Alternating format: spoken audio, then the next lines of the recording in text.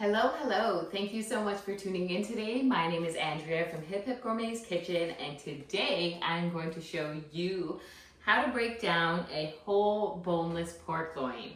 Now, boneless pork loin is one of my all-time favorite cuts of meat to buy, exactly like this, because you can just get so many meals and so many different cuts from it. And today I'm going to show you exactly how to do that. So come with me and let's get started. Now, before we go ahead and open up this bad boy, I just want to show you that this huge thing was only $27.19. Now, as if that wasn't cheap enough, it was actually on sale for $6 less even. So if you can imagine this whole piece for $20, I'm going to get a lot of meals out of it. I'm happy. This one weighs 3.89 kilograms, which is about eight-ish pounds. We'll just say that. So 8 pounds of pork for 20 bucks. Yeah, these days, that's pretty cheap. Am I right? So let's go ahead and cut this guy open. Now, you're gonna wanna be either near a sink or have a setup like mine, because the juices do run around a little bit and it can be a little bit messy. So I've just got a garbage bag down on my table. You can use one of those wipeable tablecloths if you have one. I have 2 cutting boards on top because, as you can see, this guy's pretty long and it needs both of them. And that's it. A pair of scissors to open the bag, a clean, sharp knife, some cloths around, the usual things to keep your kitchen clean. So here we go. We're gonna slice open the top here. And as you can see, the juice is already running. I like to take my scissors and run it along the top so I can open the bag like so and fully slide it out all in one go. I just find that's the easiest way to do it. Also because I'm not over a sink right now for the sake and purpose of the video.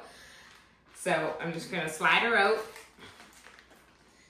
Being careful to not leak too much of the juices all over the place. I give my hands a wash.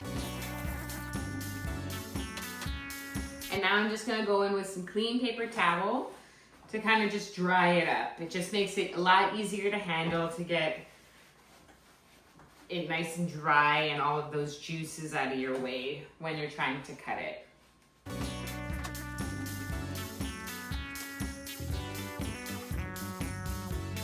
Okay, so here we are. Here it is, this long, good old guy. We're gonna chop it all up and I'm gonna show you exactly the kind of meals you can get out of this thing. Now, of course, you can be the judgment. You can do however many of one thing you personally want. I just wanna show you kind of all the different ways that you can cut this guy up into different meals. So, here we go. I am using a sharp knife. This is my favorite knife directly from Tokyo, Japan. You could use just your favorite sharp knife. Sometimes I like using an electric knife just to kind of get the pieces a little bit more even or work a little quicker, but it's totally not necessary. This guy will do it just fine. So if I turn it over, I just want to show you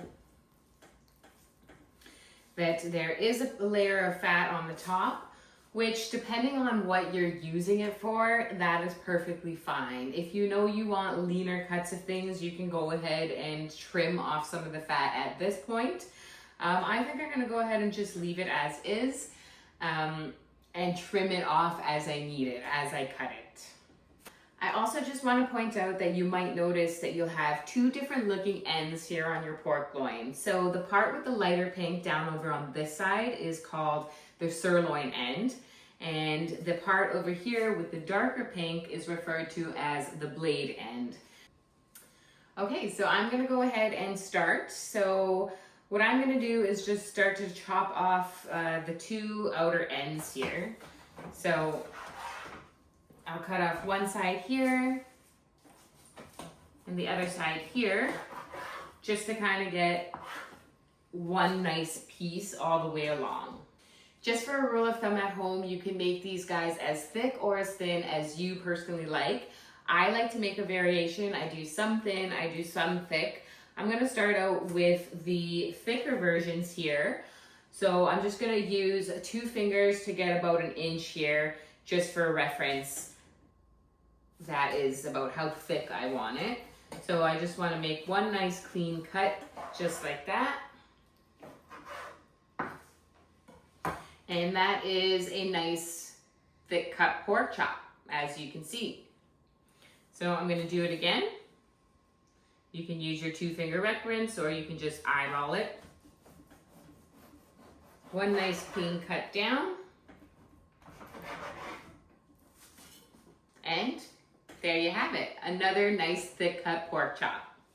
Now, of course, you can go ahead with the whole entire thing, making them like that. It's totally up to you.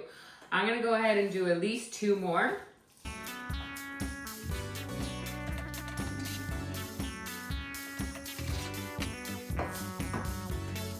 And there you have it.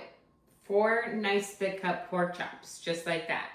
Now, this part in the middle here, I'm gonna make a roast. So I'm just gonna leave it whole, just like that. And now there's only 2 people in my household, so I don't need a huge one. I think right about there is just fine. And now that is a beautiful pork roast. You can slice that in half and stuff it. You can roast it just like that, or you can even make pea meal bacon out of this. I have a recipe for that on the blog. Pea meal bacon is one of my favorite things as a Canadian, and I just don't seem to be able to find it here on Vancouver Island. So I went into making my own pea meal bacon, which uses this cut right here. So be sure to check that out if you're interested.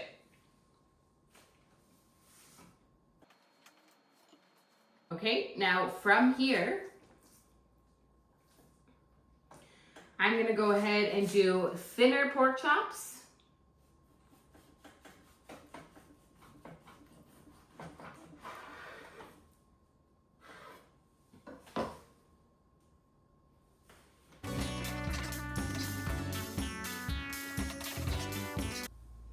Now, if you notice that as you're cutting, there are some loose fat hanging that you want to get rid of, just go ahead and do so.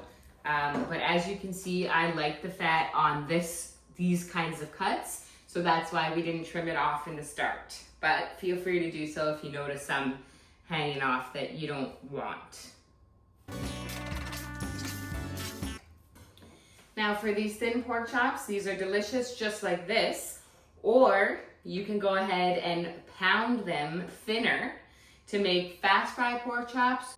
Once they're thin, you can stuff them and roll them, or you can make pork schnitzel, bread them and fry them up. Delicious.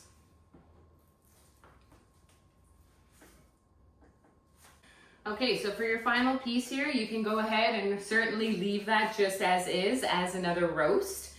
I'm gonna turn it around here and I'm gonna get a few more thicker cut chops because as we talked about earlier, this is a different part of the pork loin. So you have the darker pink with the lighter pink. So it is different flavors. So I'm just gonna go ahead and get some thick cut ones.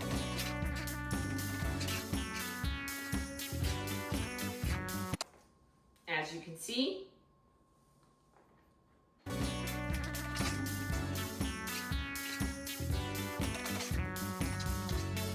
All right, so we got 4 of those different looking one.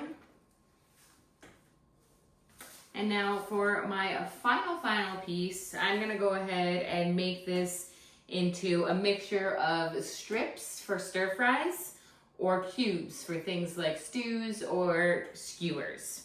And same goes for the first 2 pieces that I cut. So let's start with those first 2 pieces that I cut off the ends there. I'm just gonna go ahead and cube those out. Now these, I like to trim off the fat a little bit, the cubes.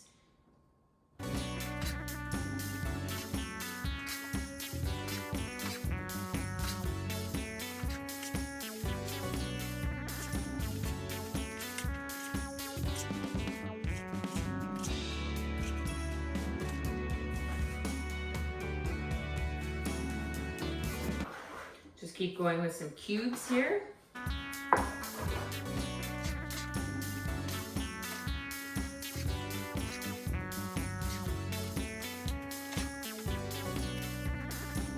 And my final piece, I'm going to strip it up for stir fries. So I'm probably just gonna cut off this fat first, so I don't want that in my stir fries.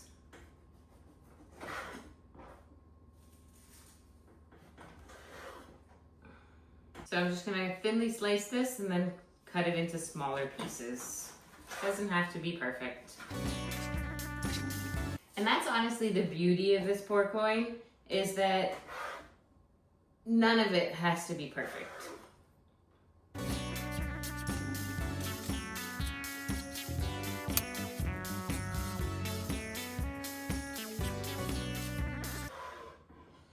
You can even keep the strips like this. This is good for tacos or sandwiches or stuff like that. Or you could do what I'm doing and make them thinner, which is about half that size. And that's what you would use for stir fries and whatnot.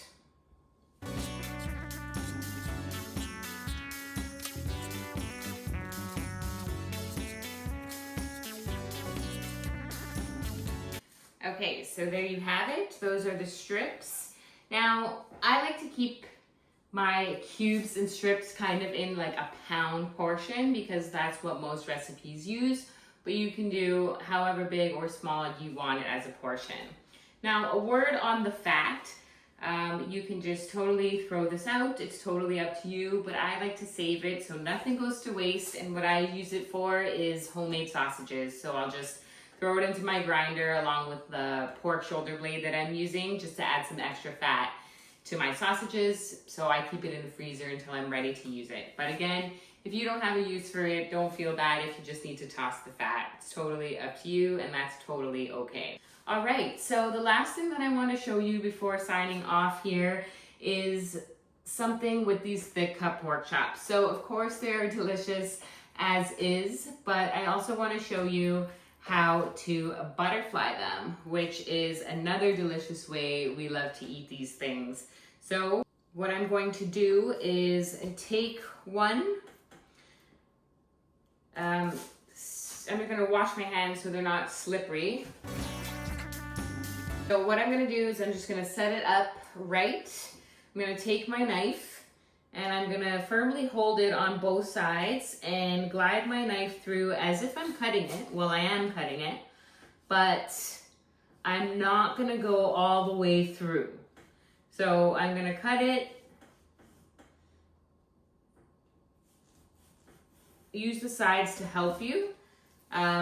Try and get it as even as possible. As you can see, I kind of put one side thicker than the other. But again, we're not perfect here. We are not butchers. We are home cooks, and it is totally okay if you screw up something like this. So that's a butterfly pork chop. It's delicious for stuffing. I'm going to do that again with my other side here.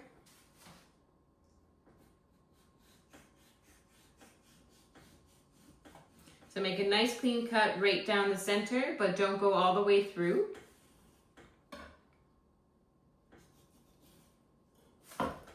And you should just be able to kind of open it like a nice book, like that. And there you have it. That's a butterfly pork chop. So that will be a delicious meal in itself. Okay, so I'm gonna give my hands a wash and then we're gonna go over everything we got out of that $20 pork loin today. So as you can see, here we have 4 thinner cut pork chops, which again, you can leave this size or you can feel free to put these between a piece of parchment paper and pound them thinner. Fast fry them as is or bread them and make pork schnitzels, which are absolutely delicious. On this side here, I have 4 thicker cut chops, which were from the blade end of the pork loin. So as you can see, there are 2 different colors of pink there, and these have a different flavor. They're very tender, they're delicious. So right there, that's 8 cuts of pork chops. Now we move on to the next plate. We've got 4 thick cut pork chops, which are about 1 inch thick. And I kept 2 thick just as is, and I butterflied the remaining 2. So you can put a delicious stuffing in there, and these are gonna be absolutely incredible. Next up, we have our pork roast. So again, we are just 2 people, so I kept mine on the smaller side. You can do a bigger one, and you can also turn this delicious bad boy into homemade pea meal bacon, which I highly, highly recommend. There's a recipe I will link in the description for you for that. It is delicious. Last but not least, we've got our plate with our cubed pork and our pork strips. So this is great for stews, soups, stir fries, tacos, sandwiches, you name it. And I like to keep them in portions that are easily able to package and use all at the same time. So these are about a pound portion each.